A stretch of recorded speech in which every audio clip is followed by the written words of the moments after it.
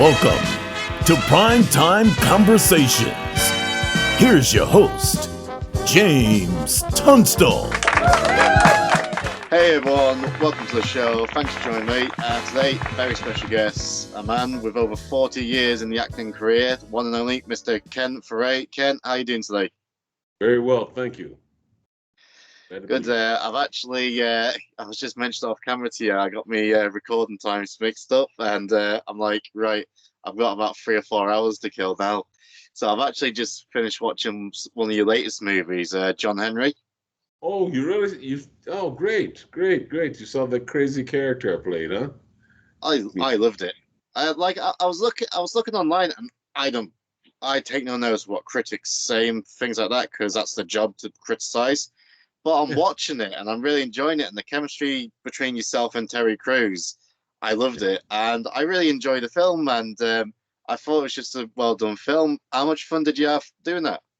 I had a lot of fun doing that. You know, the character was an old, as they say, an OG, and he was, I spent some time being a rough and tumble guy, plus raising a son, and he was funny and charismatic, and I loved playing that character. It was nice, good time. Terry was fun to be around, and he's a good actor, so we had a good time. Jamila was who was in West Side Story. I got to see it, but I hear she does a wonderful job, so I want to see her in that. And we had to find. Fine crew and cast. Yeah, I enjoyed it, and it's one thing I noticed with a lot of your characters, they always seem to have memorable lines. And when you first popped up on it, because as the cast list is going, I'm like, oh, Ken's in it, and I'm watching it, and then I realized he was playing Terry's father in it, and yeah, it was just so much fun watching it. So it was really good. I would imagine this was probably one of the last roles you filmed before COVID hit. It came out, and I was very happy to announce it, and got ready to do a lot of press and the usual stuff with it, and that was in January 2020. Yep. And and my birthday was February 2020, the 29th. Right. First time the 29th in 4 years. And so I looked for a very strong year. I was going to do a lot of things in terms of this coming out, and a few other things that were going on, and had some things in the can, some prospects coming up that I really was excited about. And all of a sudden, I think I had my birthday party at Musso and Frank's with friends, and I think 2 days later or a week later, they said, we're closing everything. We've got a pandemic going. I said, oh, geez, this is crazy. And then so my film came out, my birthday, and then the pandemic. And I said, no, how could this be so horrible? The worst situation ever. So, yeah, it was last thing I did when the pandemic hit, and I stayed around and ate ice cream and got fat like most people.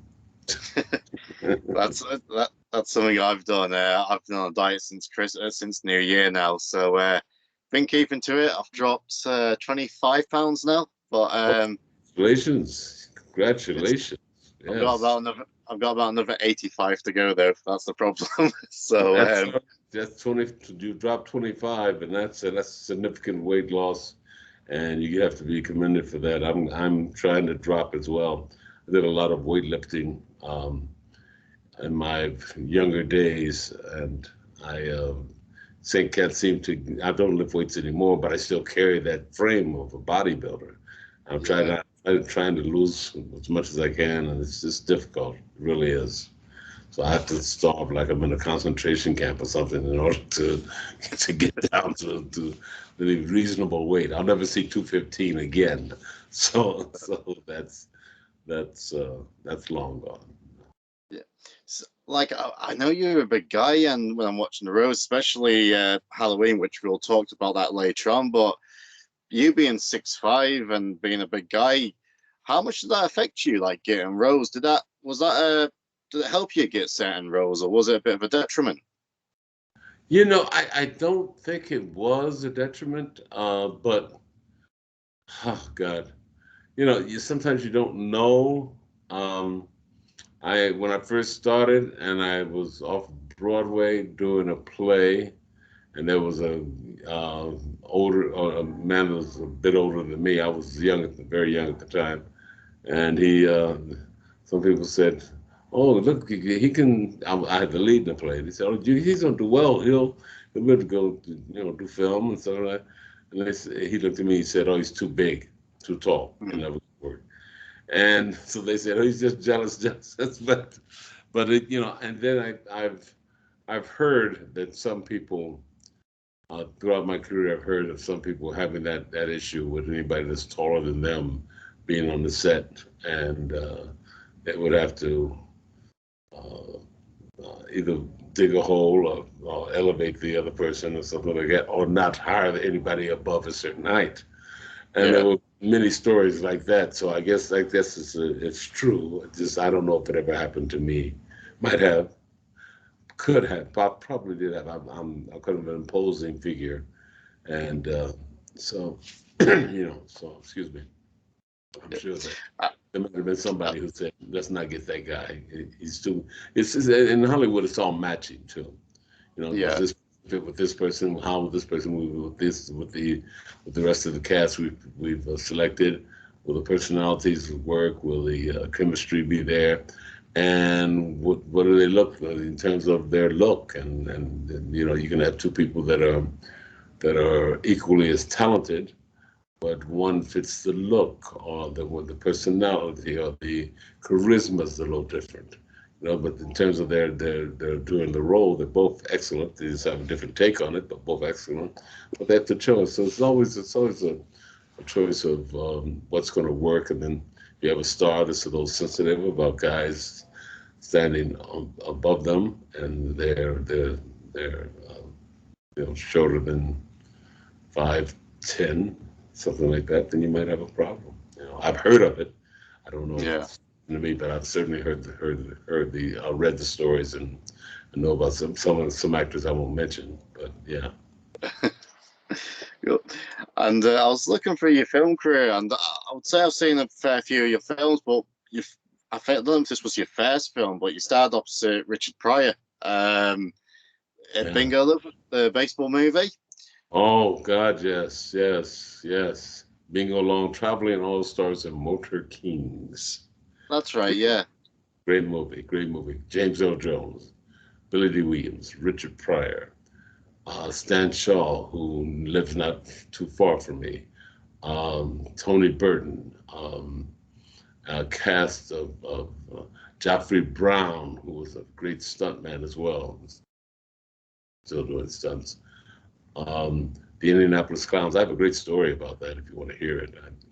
You Yeah, know, please. I my grandfather used to take us to see me and my other cousins, two other boys, to see the Indianapolis Clowns and Negro baseball and baseball period. We watched the Indianapolis Indians had a farm team and still do, and they were a farm team for the Cubs at the time and the White Sox. They were different farm teams with different Cubs, different major league clubs throughout the history.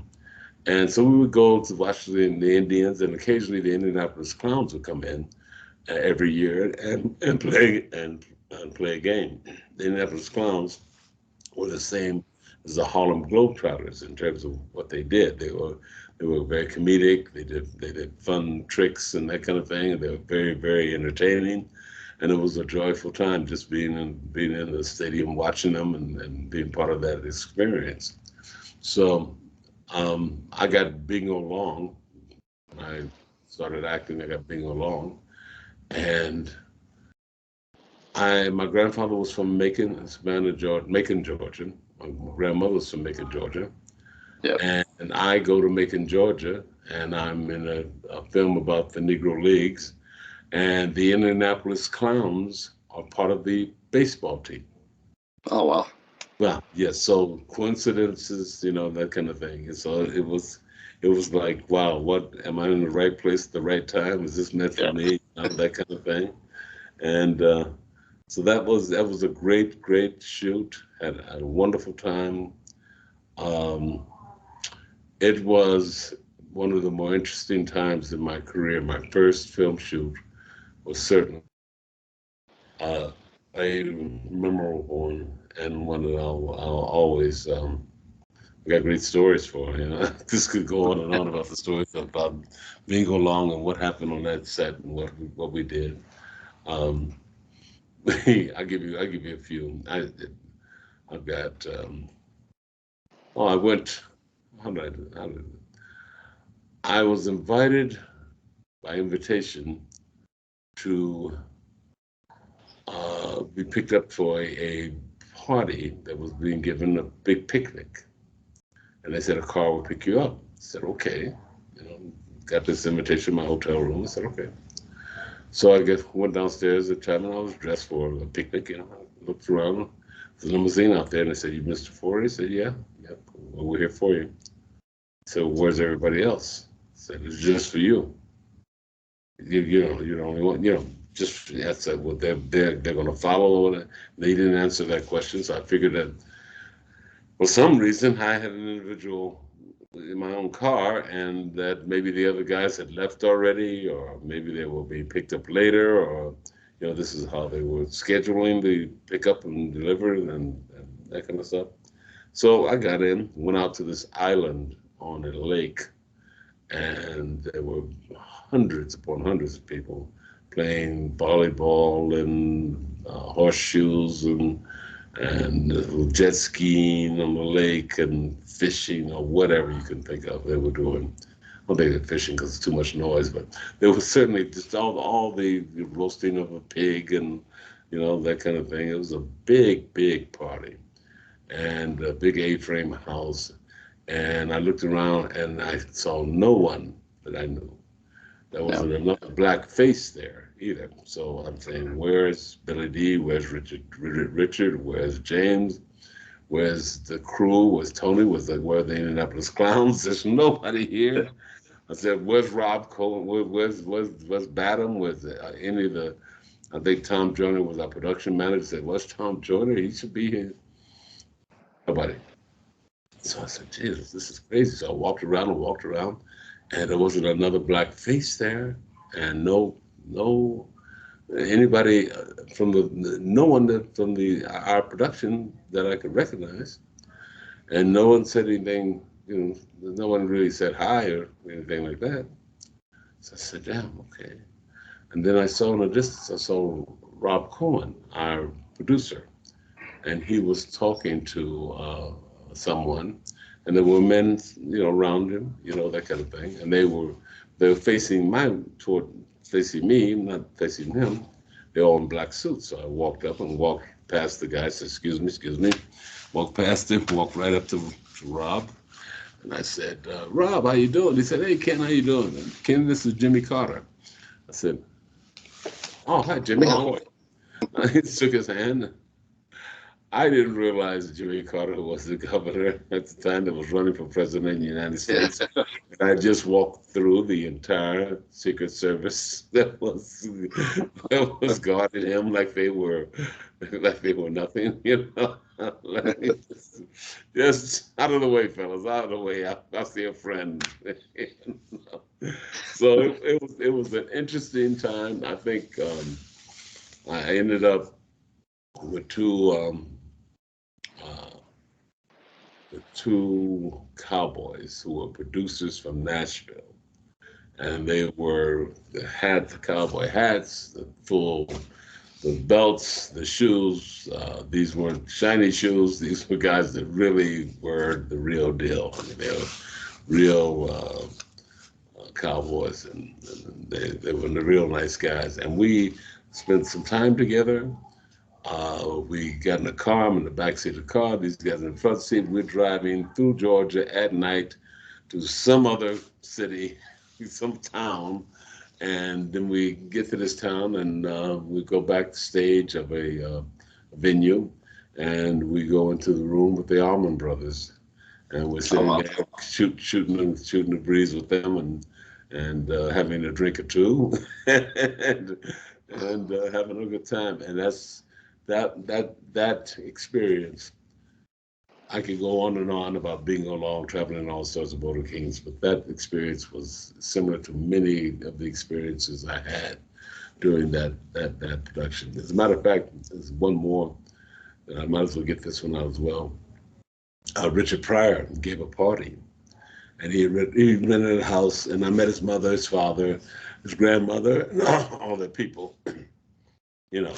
And he rented a house, and he party, and everybody, usually if you go to a party, it's a mixed group of people, and they were, everybody's an adult, so everybody's in their 30s or 40s or 20s, and that.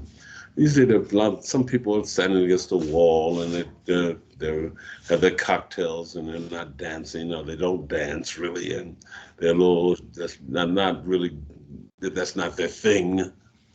This party was incredible. These guys were dancing.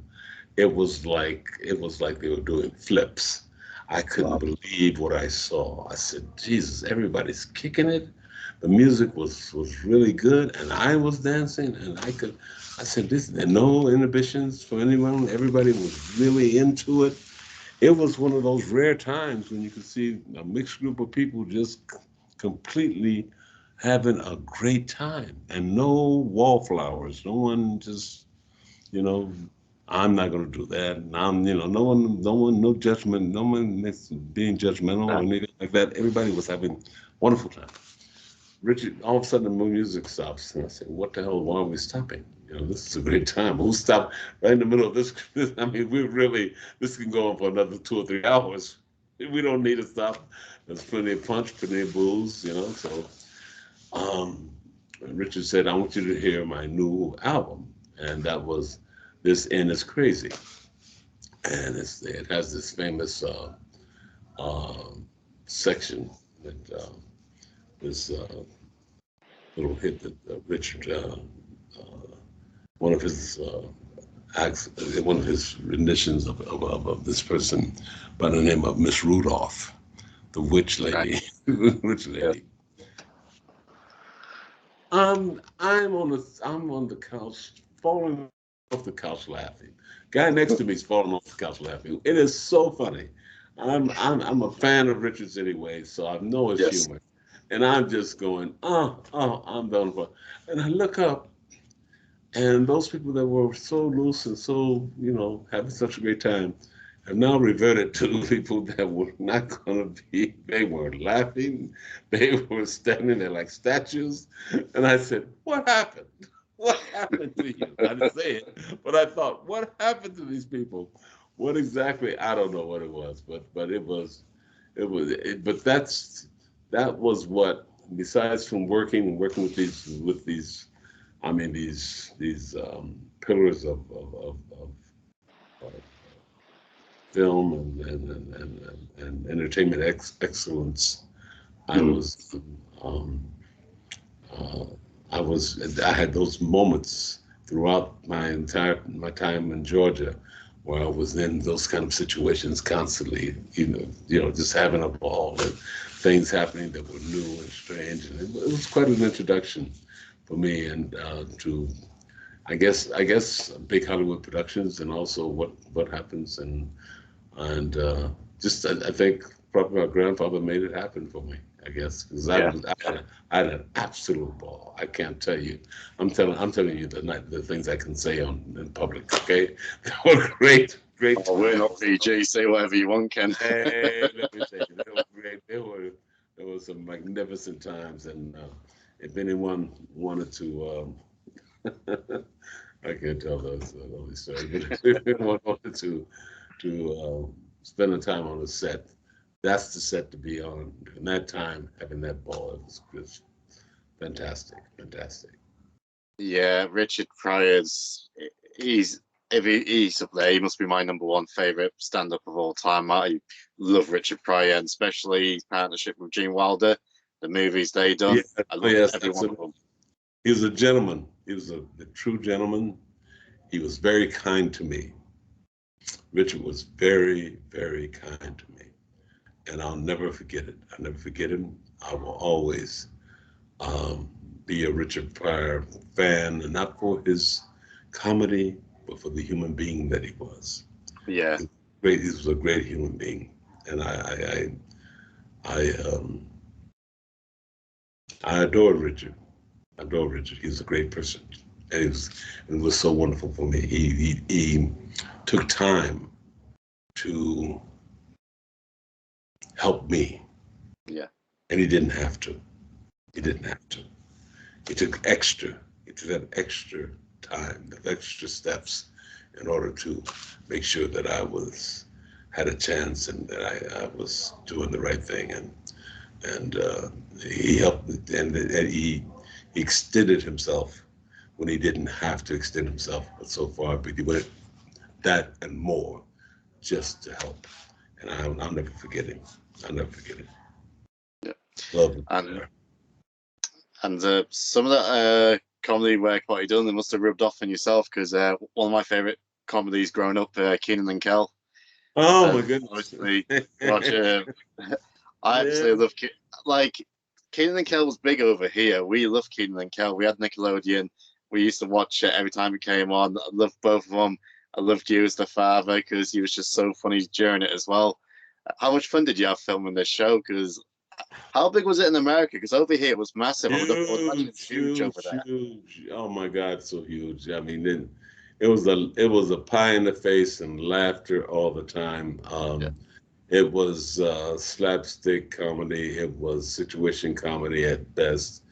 It was a great crew, great cast, great executives working for Nickelodeon at the time, writers that are still with Nickelodeon, that are still writing and have made a career out of writing great stuff for young adults and children's television. And it was great. We had a wonderful time. I can't tell you. It was always a surprise every week what was going to happen. Sometimes you get the script on Monday, and then on Wednesday you got another script. So it's always a surprise. So it was great, which is television for you. And I enjoyed it. I enjoyed being there. I really was blessed to see Kenan and Kel work together. You know, that was a special chemistry that these two guys had, and I've kept in touch with them. You know, both of them. Oh, yeah, and I occasionally talk to Dan Fisherman as well. So so it was a good time. Yeah, 4 years of romp 'em, stomp 'em. You know, what can we do to Mr. Rockmore next? Yeah. Okay, guys. Thank you very much. Let's go. Yeah, I'm done. it was a great show, and then the thing I've noticed during your career is so many different roles, and your character range was so different. Because you mentioned your first movie, the baseball movie with Richard Pryor, then you're doing Dawn of the Dead, which I actually rewatched that earlier, which I enjoyed that. Then you go and Leatherface, then you go and Kenan Kel, and then straight back to the horror with Devil's Rejects. And I'm guessing this is where the relationship with Rob Zombie started. Yes. Another person that I owe a great deal to. Yeah. Rob. He's a good man. Good person. And he has a way with dialogue that I like. You know, these, especially in Rejects, and Halloween. You know, and some of the stuff. I'm a fan of Rob Zombie as well. I didn't know that much about him. I'm a fan of good music, no matter what it is. Yes. The rock, the classical, R&B. R&B is my favorite music. I grew up on R&B, but I also grew up with country and blues and certainly every other kind of music you can think of. If I like it, I have so many friends who they like one kind of music and that's it. Yes. And they don't, and I don't argue with them, but I can't take that stance. If it's good, it's good, no matter who's making it, it's good. And I enjoy a vast variety of music. I really like good voices, so I like crooners, and I'm a stickler. Sinatra is good for me. Sammy Davis is good for me. Um, the some of the newer people who have great voices. I love their voices. I'm a person who loves great singers. A great tenor, great female voices that are great. I just like to hear people who sing, and so I didn't know that much about Rob, but I found out, and I'm a fan of his as well. Some stuff of his I like as well. So yeah, I had a great time with Rob, and it was a great experience. Maybe we'll work together again soon. Oh, fingers crossed. Well, what I'm hoping in the future, because in the Halloween remake, you only had 5 minutes, but it's 5 of the greatest minutes I've watched in a horror movie. Big Joe Grizzly. There has to be a Big Joe Grizzly prequel movie one day because you stole the movie. I found it so good. That is such a I don't know about stealing the movie, but I do know that Joe Grizzly had an impact on so many people. I've heard that in the UK. I've heard it here. There are so many people who come up to me. I had many people when it came out in the first years that it was out, who would come up and say that they worked in an insurance company, or they worked in a bank, or they worked in some other kind of company that where they just come in and they got 30 or 40 people in a room, and they all have desks or cubicles. They said we come in and get a coffee in the morning, and someone will say, "I'm Joe Grizzly, bitch," and someone from 20 yards away say, "I know I'm Joe Grizzly, bitch." And someone would say, "I'm Joe Grizzly, bitch." And they said, it goes on, and they said, you have to be there, Mr. Foree. You got to see it. We do it every morning. And I heard this from at least 8 to 9, 10 people, across the country, and I said, geez, this is really good. And I practically, I came to the UK at one point, and everybody was supporting that character, Joe Grizzly bitch, and everyone was saying, we need to see Joe Grizzly. We need to see a film with Joe Grizzly. We want Joe Grizzly to have his own show, his own film, because we got to see that character again. So it was I originally I looked at it and Rob said, would you want to do it? I said, well, damn, there's not much here. Then I looked at it, I said, no, let's see. He says that there's a line in here that what we have here is a failure to communicate. That's, Strother Martin's line. That's right, yes. Yes. So I said, the great Struthers Martin. I'll be the second guy that had to say this. So I said, I kind of like that. And then I saw that he would wear I established his haberdashery for the following Halloweens throughout the years because he's got it for me. So I said, okay, he's getting the costume for me. And Rob wanted me to strange.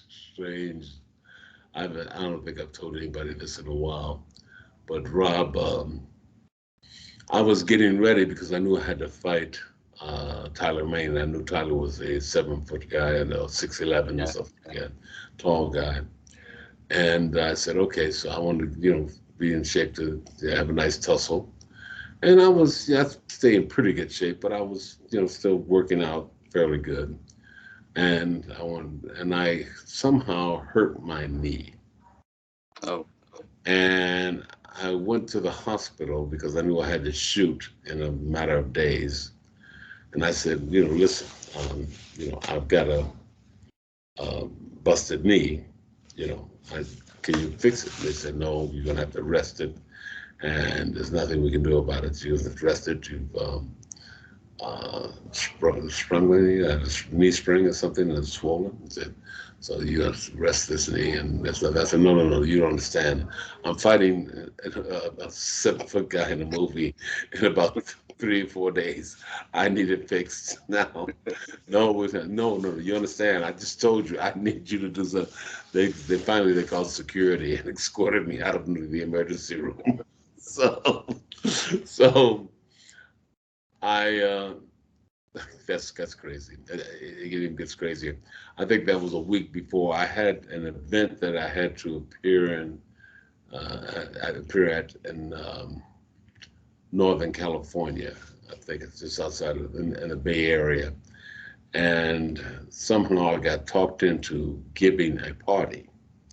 Now I'm going to give the party. My knee is killing me, and someone was supposed to give a party with me, and that person bailed out.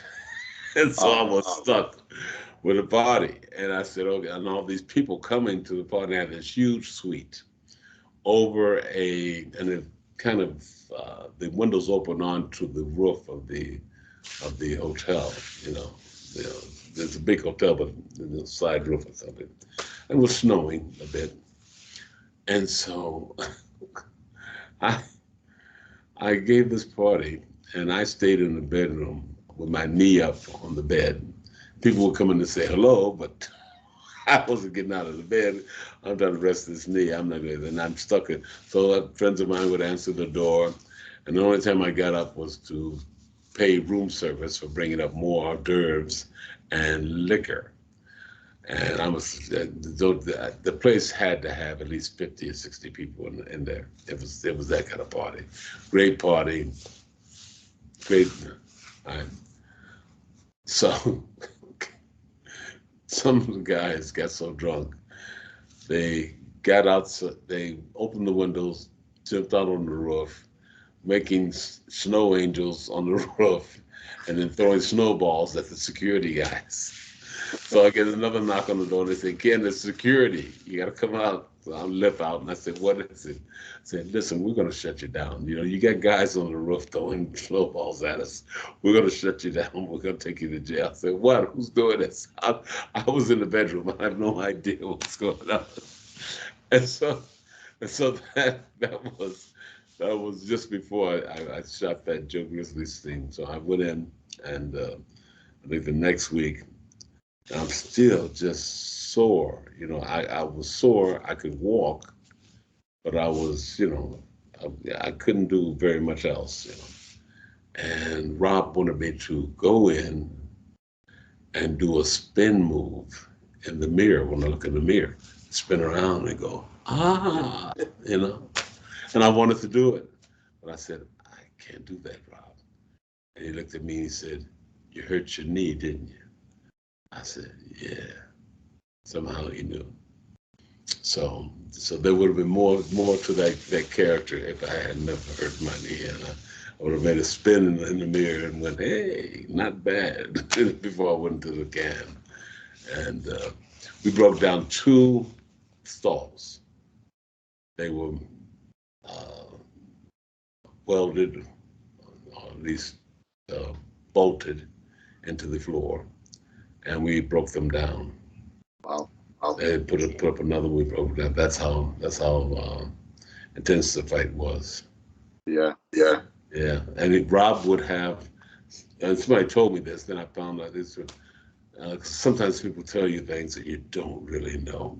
People would tell you, say, "Oh, listen, did you? Well, you have 2 people on the corner. They see an accident, and you get a different answer from each person. So, or different description." So I wasn't sure. People were telling me that Rob was, as soon as someone would come on the set, he would say, come over here, and put on my scenes for him to look at before anything else. So he was very proud of that scene as well, from what I understand. So he showed it to everyone who came on the set. Yeah, definitely great. Go ahead. No, it's definitely a great scene. Like I say, it was the highlight for the movie for me. Really enjoyed it. Yeah. I'll tell you, I still get it. I'm Joe Grizzly Bitch has become one of the.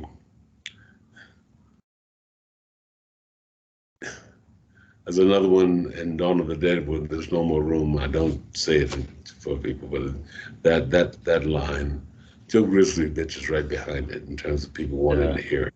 Yeah, it really is a catchy.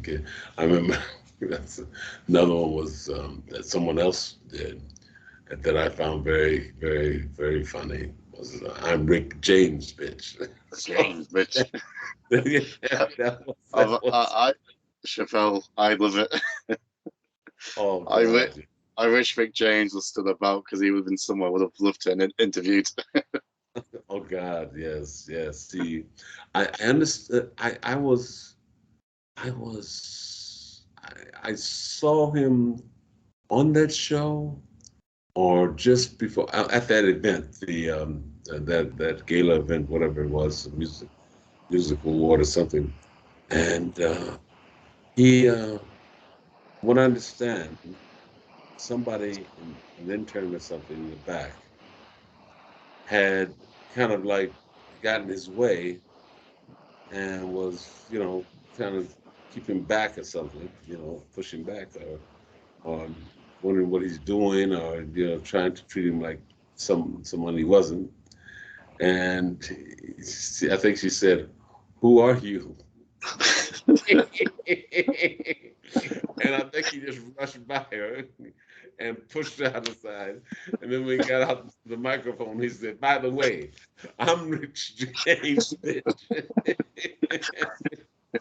And I think I was auditioning for a lot of stuff the next day and the next couple of days. And every place I went, I would tell the receptionist, "Did you see Rick last night?"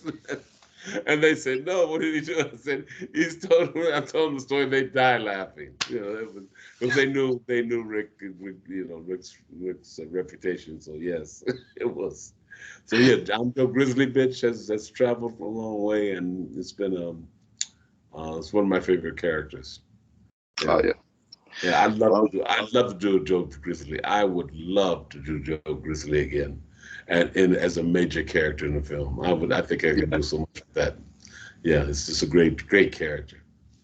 Definitely a place for him. Fingers crossed once, because I know we're still in the pandemic, but fingers crossed once we get past that, there's definitely a film for Joe Grizzly. Definitely. Yeah, Rob, somebody yell at Rob, and then Rob will release it, and then we'll find someone yell at an investor, and we'll do it. Absolutely, because I can. Oh my God, yes, that's a great. There's so much meat to that guy. So that character really put a lot of. Yeah, we carry your film. Well, Ken, it's been an absolute pleasure. But before we do go, tell everyone that you're coming to the UK soon for some conventions. Oh yeah, I think I may come to. I'm talking to. Well, Sussex is in August, and in April I may be in Wales at the Comic-Con. So that's what I'm thinking about at this point. I wanted to do some others, but these are the two that come into play. So I really want to nail those. I'm going to definitely be in Sussex, and I think Wales as well. So I'll be in the UK. Well, call it my second home because I love it so much. It's a wonderful country. Really love being in the UK. Can't wait to get bangers and mash. Good bangers and mash. Next time we'll have to do this in person, though. So. Okay, that's right. And a great English breakfast as well. I'm really oh God, I'm a big.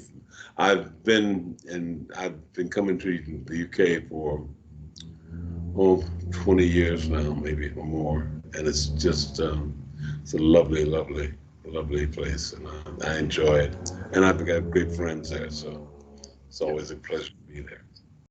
Cool. I'm writing now. I'm on the other end of the camera, and I'm I've written a 6-hour limited series, a historical drama that's very, very interesting, and we're hoping to get someone to take a look, especially.